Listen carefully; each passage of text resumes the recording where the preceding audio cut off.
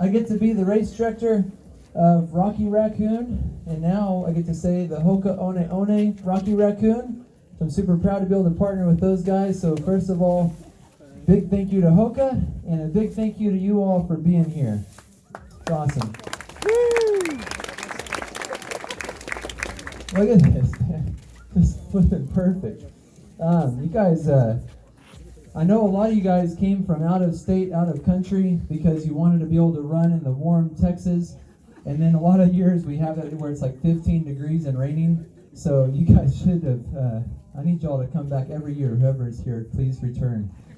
This is awesome. So it should be nice and, not too hot on Saturday. So as long as you're done by Sunday noon, you should be able to avoid the mid-70s. So Sunday's going to be pretty, but y'all should be done by then, in case you missed that memo. I'm going to kind of go through a handful of things, but before I move on too far, I know these guys need to get on to some other things that they've got to do, so I want to let you guys say hello to and welcome a couple guys that this literally could not happen without. One of those, and a huge, huge round of applause and thank you to the Huntsville State Park staff. This is such a big part of our lives. I know a lot of you guys come back year after year after year for this place from very far away, so you get it. But for those that don't know, there's a park staff that lives here. This is their home. They serve this place, and the people that come out here to enjoy it every weekday and weekend, all year long. So I want to encourage y'all to make sure you're thinking of it that way, and they're welcoming us literally into their home. So keep that in mind and respect this place in that way. But also, Cody Waters, the superintendent, has graced us with his presence. So Cody, you want to say hi, tell him a few things? Thanks, Chris. Welcome to Huntsville State Park. For those of you who've never been here, welcome. For those of you that are back, thanks for coming back. Just real quick, I wanted to mention tomorrow morning, it's going to be a little hectic, I'm sure, right? Yeah. You guys kind of experienced that today. Just so you know, we're short 5 positions right now, so good luck in the morning.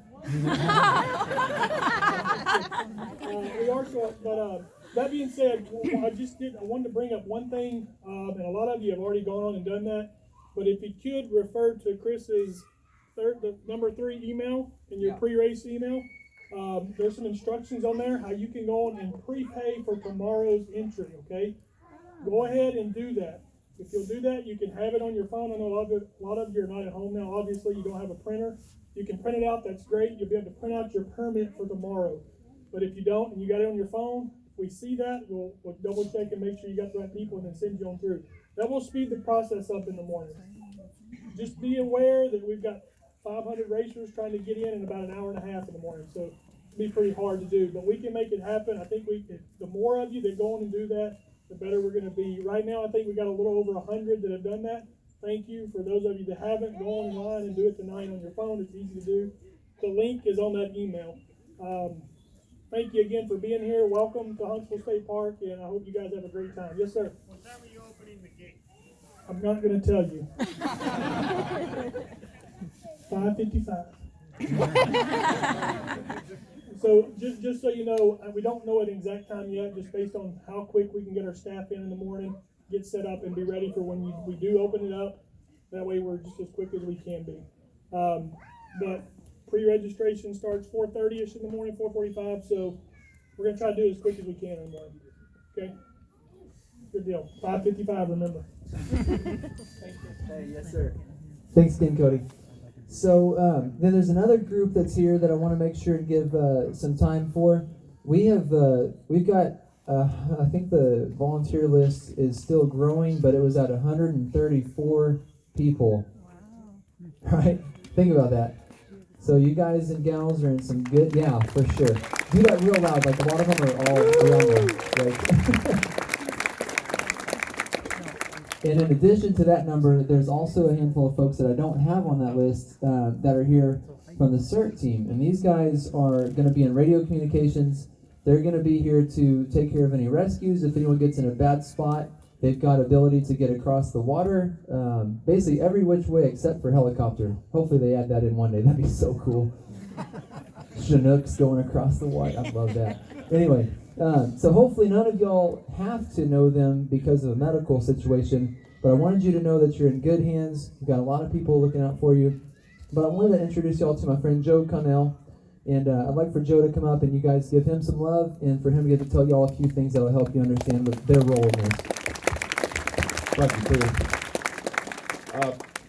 For all of you that's returning on behalf of Walker County Emergency Management, and the Walker County Community Emergency Response Team, welcome back. Welcome to your Rocky Raccoon 100. For those of you that are familiar with the CERT teams, we've been doing this several years now, and we're going to be at the gate, far side, Damnation, and some in-between places. We want to be invisible and stay out of your way, but we're going to try to help you if you need some help. Like I say, we'll stay out of your way. The guys and gals, they'll be wearing a green shirt and a big high-vis yellow shirt, a vest type deal, a green helmet. We've got some good folks on board. I've got 2 retired EMS firefighters out of the Houston Fire Department. I've got an active RN. I've got an LVN. I've got a retired EMS person, and then we got some other folks that's just crackerjack on first aid. I'm just saying that so I won't jinx anybody. I want to go ahead and say it and get it out of the way. But we can do that. As Chris says, we're going to have 2 boats out here. It will not be a taxi service, but if you have some issues, we're going to get you to the first aid station up on the hill up there. Only thing that we do ask on that, if we pick you up and bring you in, please go with our troops to the aid station and let them release you from there. We've got communications, 2-way radio communications all across the park. We have no problems there. Should someone have an issue, if you or know of someone having an issue, if you know the bench number, the bridge number, let somebody know that, and we'll have a person that liaison with Chris and his crew, and I think we can get to you pretty promptly if need be. But otherwise, we're going to try to be here for you, and we want you to have, capital FUN. That's what we want you to do. Thank you so much. Have a good race. Thank you so much, Joe. We're super, super thankful for them. Make sure, definitely, for you guys that are crewing and pacing and hanging out, bored out of your minds for a few hours while someone that you love a lot, like a whole lot, like a whole lot, is out there for a while. You guys are always more than welcome to ask the folks at the aid stations or at the finish line if anyone needs an extra hand. I know that's a question we always get. So don't hesitate. If you want to jump in, feel free to ask those folks if they can use you. 9 out of 10 times they'll say yes, or they'll make up an answer and put you on something they didn't want to do anymore. All right, so I've got just kind of a handful of things that I wanted to touch base on, and then afterwards, if you haven't heard me do this a bunch of years in a row, then I'll stick around for extra questions that maybe are more peculiar that the whole crowd wouldn't want to listen to. But otherwise, I want to make sure, give a shout out to also some other friends that are here. So Jamie Orff with Body Point Massage is going to be doing pre-race massages this evening. She is incredible at what she does. She supports a lot of our races. Her husband Thomas wins a lot of our races, so she knows what's going on and can be a big benefit. Yeah, put you on the spot. She's very modest, very humble. I will leave it at that. Stop embarrassing her. So then also my friend Caleb over here with his company Hemp Daddies, CBD is set up so you can ask him questions about his company, his products. And JoJo's got the Tejas Trail stuff going if you want anything. We've got, we are a cupless race series. I know that sounds a little counterintuitive because we just unloaded several thousands of styrofoam cups out to the aid stations. But cupless meaning we will have styrofoam cups when we hand you hot broth. You don't have to pour that into your hands. But we will not give you cups for water and Coca-Cola and ginger ale and things like that. Okay? So we do have some of these cups back there at the tent. If you're new to this, I know this is oftentimes, well, let's just do this. Raise your hand if it's your first 100K or 100 miler. I love it. Freaking sweet. Yeah, welcome for you all, first of all. How cool is that? Yeah, call your nuts, man. So these are really handy because you can wad these up and then you can pour Coke or whatever in them, or Tailwind or whatever if you don't want that in your regular water bottles. hopefully you did hear that you need to have water bottles or a backpack or a water carrying device with you when you're running 100 miles or 100K. If you're going to plan on going the whole way without that, let's talk. Maybe you'll hear. And so these are really handy there for still over there in case you forgot them or don't know what they are until just now. That's a nice little thing to have with you, just so you know. And then I want to make sure and tell y'all also, let's see, and then, am I missing anyone else that's set up? Oh, Austin Trail Running Company's over here. We love those guys. They're a big part of our lives. So they've got a bunch of things that they thought through that some of y'all might have got off your flight and gone and started opening up your drop bags going, oh my gosh, I don't have any socks, or whatever. So they've got different things, eat, drink, wear, all that kind of thing. So if you're missing something or might be curious about some of the products that are out there, they've got, they specialize not only in running, but in trail running specifically. So they're a huge resource. But also the people that work there are long distance trail runners. So they've got some good beta for you too, if you just want to pick their brains. So, okay. And then REI is here. I don't know if they made it over here or not, but they're set up over there. And then, of course, Hoka is going to have a really cool setup for you guys to enjoy. They're going to have a ton of different shoes. So if you want to try some different Hoka shoes throughout the event, whether you're participating or hanging out, you're more than welcome to throw those on and then hang out. Also, they'll have some heat going, big fire pit and all that stuff. So anyway, so that'll all be over at the finish line. So from there, I want to get into the course markings because I know a lot of people are curious about that. But before I say that, I'm going to also tell you what's going to be at the aid stations. So the aid station food-wise will have, just tons of different things. So again, if you're new to this, if you're used to road racing, you're going to be having so much fun snacking. Like, it's one of my favorite things about ultra running. We're going to have about 20 different options at each aid station. So little buffets in the woods, all right? Not to mention the number of squirrels and other things you can snag on your own.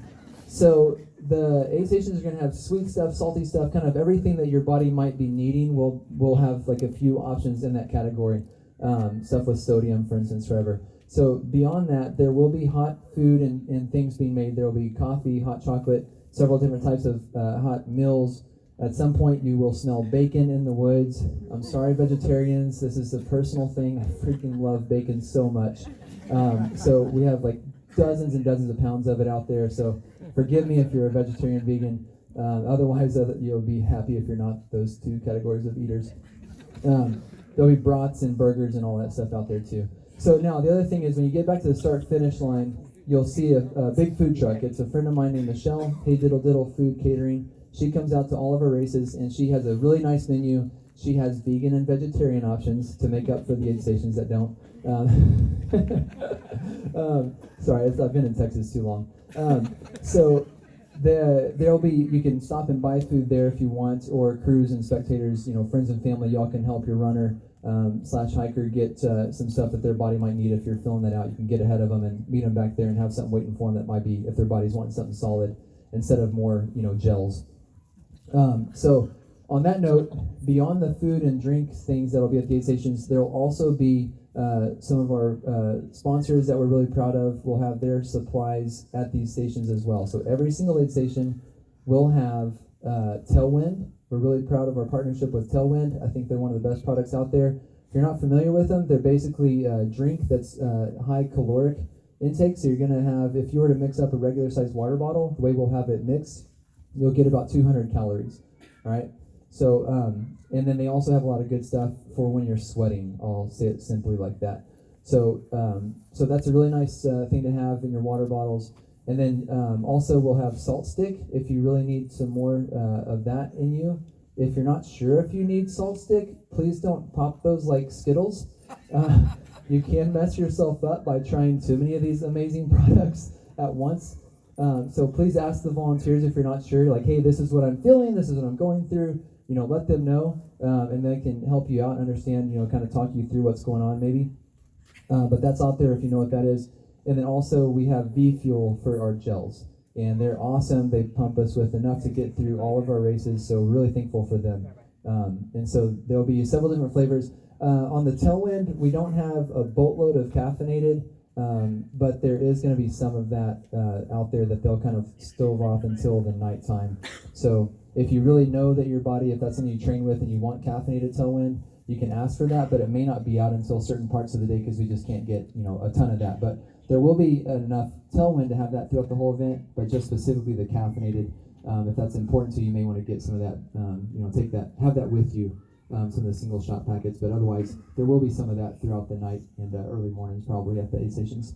So just to make sure you understand this, so hopefully you've seen the aid station and know what the names mean, but the far side aid station is going to be after you hit the corner of the park out here at the Dam aid station, Dam Nation. When you get to Dam Nation, you're going to do an out and back to far side. And at far side, there's not going to be full-on food and drinks and all that. There's only going to be tailwind, water, and some ice and gels. Make sense? So it's just a really remote one. We have to drive. Thankfully, we can drive one of the parks mules. I don't have to use my own. We have to go across like 5 bridges with that thing, and it's always like 2 inches to spare on both sides. It's super fun. If any volunteers want to get that certification thing done, the training is awesome. We can get you on that. It's like one of the most fun things I ever do, try to clear all the bridges out falling off. So we'll have an aid station out there. There'll be people out there. We'll have a CERT member there with radio communications, but there will not be the full throttle buffet out there, okay? So make sure you've got that into your plans. When you leave Damnation, you're going to be going 7.5 or more miles, almost 8 miles out and back, okay? So most people that, if you're coming from the mountains or from Canada or different places, an 8-mile spread between aid stations is not that much, but we spoil y'all rotten, and normally we only have 4 or 5 or 3.5 mile gaps between aid stations, so that is a little longer than the others between getting good food. But so just kind of keep that in your plans. If you haven't seen that yet, get familiar with the aid station chart online tonight. And then the other thing that's really important to know before I show you the course markings is onto some more course stuff. So this layout, there are going to be a couple of places that you do out and backs. So you're going to hit a point, turn around, and go another way. So you don't have to be nervous. It's all marked like crazy. We drop a lot of course markings, so you shouldn't have to, we don't have any orienteering involved. I can work that out with you later. We can go have some fun, but you just have to follow the course markings. But just know that we will be checking, so at each of those out and backs, so there's going to be one at Gate aid station, and then another one at Far Side. They're going to be just doing the age-old method of writing down bib numbers. There will also be timing mats, spies, ninjas, dart guns, other things also in the trees, but I'm not going to tell you where those are going to be. But you have to hit those out and backs and make sure that they write down your bib number. Otherwise, you'll get hit with a poison dart. Okay? So just when you get there, you're going to just make sure, because they're going to be doing it, right? It's going to be like on them to get it done. However, if there's 16 of y'all that blow through in a pack, you need to make sure that they write your bib number down. So unfortunately, with this being a growing sport, there being people getting paid to do well and all that, we have been seeing cheaters at trail running events the last few years. We have busted them, publicly humiliated them, made their lives as miserable as possible after the event. But with that said, we have this system where, and I'm going to say it, and I've said it on the pre-race information, if your results come into question and you're not checked in at those aid stations, if you failed to get your bib number written down, ultimately it's on you, okay? So even though we're going to have volunteers that are offering to try to do that and do it well, if I were you, if you're not worried about shaving off milliseconds off of your splits, then make sure to take an extra half a stride and go like, hey, did you make sure you got bib 112? Okay, cool, right, and then keep going. So does that make sense? Joking, but it's kind of a serious thing. So just get those check-ins and then you'll be good. We're going to probably put an extra timing mat out there, a couple of them, but just make sure that process is happening. That'll be good for everyone. And so the course markings, if you're new to Tejas Trails or how we mark the races around these here parts, you're going to see a whole lot of this orange Tejas Trails tape. You'll see that? Mm-hmm. I need a van of white. All right, so this is going to be on the ground though. So here's the thing: if you know mountain bike racing, this will be hip height, right? But for out here, this is a place. Oh, hey guys, this is Joe Prusatus. Oh, This is Van White. So Joe is race director for Rocky Raccoon forever. He's older than me, and then he says it too. Don't worry. And then and this is really cool. So time out. So we don't have any of that. Put that down. That's for the other race. So Joe is actually, we're pulling this sucker out of retirement. He's going to come back and RD the Rocky 50 this next weekend. How cool is that crap? Isn't that awesome? So I'm super stoked. Yeah, I did say that. Anyway, so we have a lot of that orange tape. Just know that orange tape is going to be on the ground. So that means you can step over it if you're not paying attention. Because the park, we don't have the park shut down, right?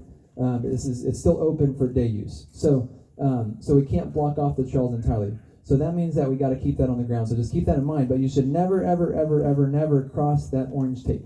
Okay? No matter what, orange tape will guide you through the course.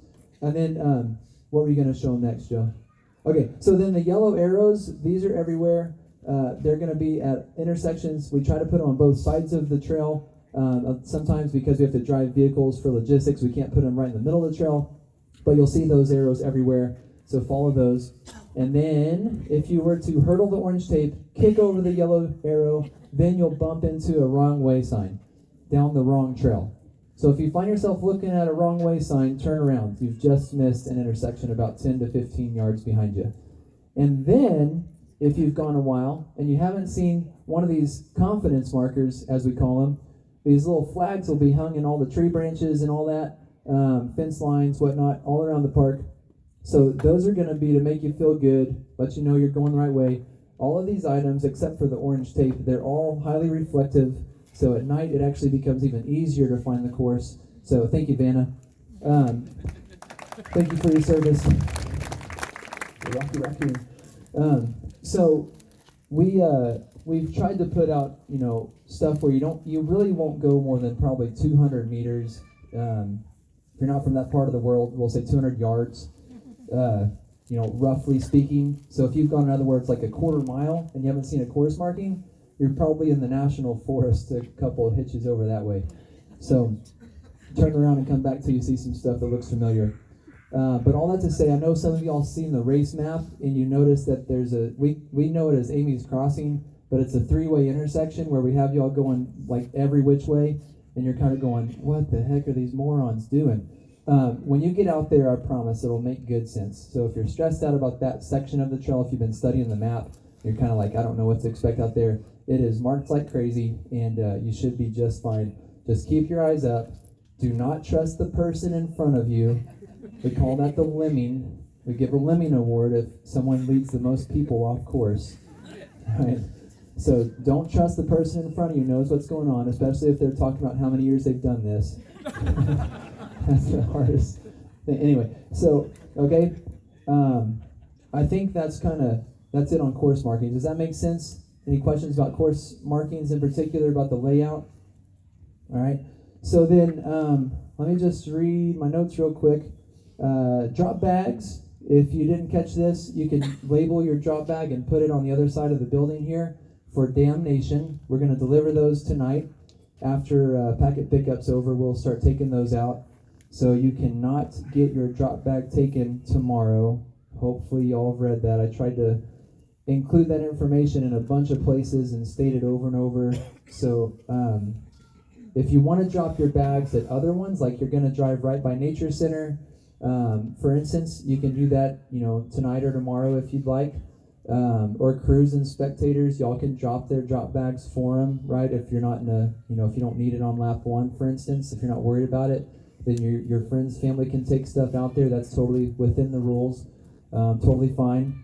And then Nature Center is the one right off the road. You drove past it to get to here. And I know Cody kind of mentioned this, I think, but just remember that you have to be parked in a parking space in the park. Said that pretty good. So just know that you can't park on the grass. You can't block the street, not even for a second, right? Because that could cause an accident. There will be people, like I said, not here just for Rocky Raccoon, but there will be, kind of need to respect that rule all the way, not just like most of the way. So just as long as you're in a parking spot, that's fine. That's totally safe. But just kind of remember, crews and spectators, especially tomorrow, if you want to do stuff, make sure you got your hiking boots on, because you might have to park somewhere and walk to that aid station or whatever. There are some pretty good shortcuts if you want to get out to Dam Nation, for example. you can definitely do that. But you don't have to walk the whole course to get there. You can park over at the Colonnade parking or campground if there's parking spaces, of course. So just know that little bit of info if you want to pass it on to your people. It's called Colonnade. You can park there and hike in. If you have the course map pulled up on your phone or printed off, then you can kind of see the shortcut on the trail. It'll kind of make sense. If not, I can show you that, help you. But yeah, so drop bags are going to go out tonight for damnation. If you want to place your dogwood drop bag, which is the start-finish line, you can just place that over there. You'll see the numbers on stakes inside the Hoka fencing, and you can walk right in there, put your bag in the range that it's going to be in, according to your bib number. And then on any of your drop bags, wherever you put them, please put your bib number. I've got duct tape and markers over there if you need to use those. But please put your bib number on your drop bag and the name of the name of the aid station, because the aid station crews are going to place them into numerical order.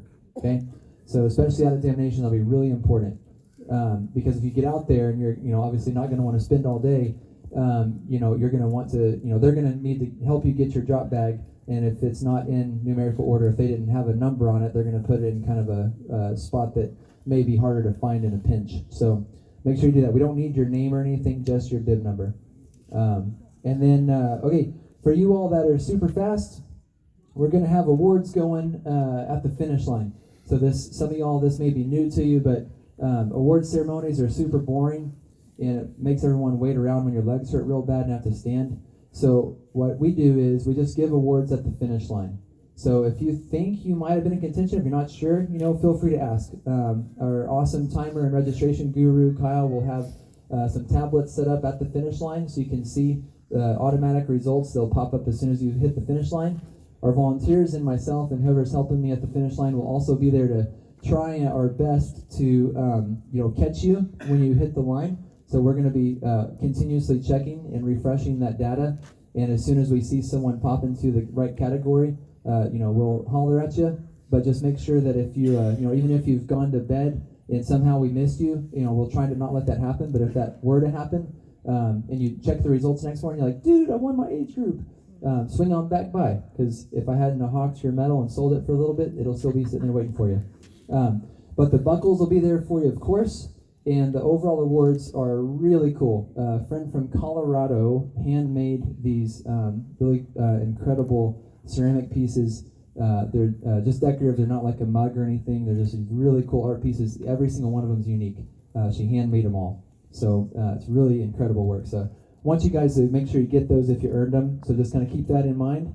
And then on the flip side of that coin, if you're concerned about cutoffs, just know this, again, if you're not used to how this kind of works, the cutoffs aren't like suggestions. They're for a lot of reasons, they're mandatory, like you cannot go on past that aid station. So especially because the last lap, we're going to begin course teardown behind those cutoffs. Also, it's quitting time for the volunteers, as Joe always put it, which is a really nice way to think of it. You're in essence being rude to those people that are not being paid. They're donating their time, and they're very sleepy at that point. That's the time that they've been promised they can call it done, right? So just kind of keep that in mind. If you do miss a cutoff, you get pulled off course, don't hate our guts. It's not our fault, okay? I know it's an emotional time sometimes, so we understand that and get that, but just kind of remember that those cutoffs, we do have to pull you off. I hate it every time, but it is a thing that we have to do, and also out of respect for the park. But we take your safety and your well-being very seriously. So another thing is, on that same token, please, if you decide you're done, one, don't ask to be hauled out from far side. If your body's working, get your own carcass out of there on your own feet, because that's a huge effort to do that rescue across the water and out to that corner. So if you're out at far side or damnation and things are going terribly, please suck it up for a few more miles and get out of the woods and back to the start finish. But if you're really jacked up and you can't do it, we're going to get you, all right? So hear me say that. But on the other hand, if you are trying to figure out what to do and you're wanting to call it done, please let us know. Do not, I know it's hard because I've been there and you're like, can't think straight and everything's miserable. You're like, how could this many body parts hurt this bad at one time? But just get the tenacity to walk over and give us your timing chip and let us know you're quitting before you go take a 7-hour nap in your car.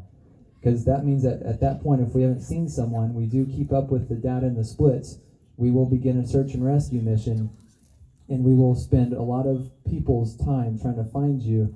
And it happens, after a while, someone moseys back from their car or their hotel room, feeling all chipper and having a cup of coffee, and all of us hate their guts. And then I feel bad for hating someone so bad. All right? So it's a cyclical thing. So just please let us know if you're pulling out. It's really important. All right? I know that's no one here, so I know all of y'all are going to finish, no problem. But tell the other people that weren't here. Okay, Pacers, you guys and gals are fair game at mile 50. Please make sure you do get a Pacer bib. They're available at Packet Pickup. We'll have them at the timing tent.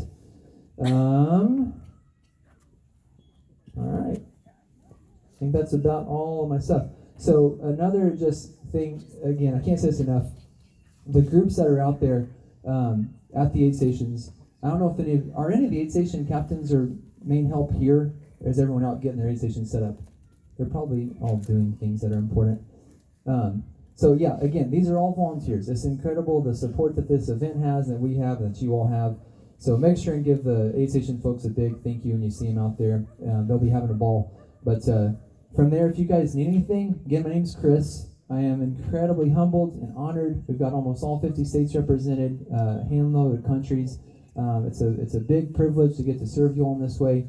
Let us know what we can do for you while we're out there. We want to see you guys hit that finish line 4 times or 3 times. All right? From there, I hope you all get a little bit of sleep. Best of luck tomorrow. We'll catch you soon.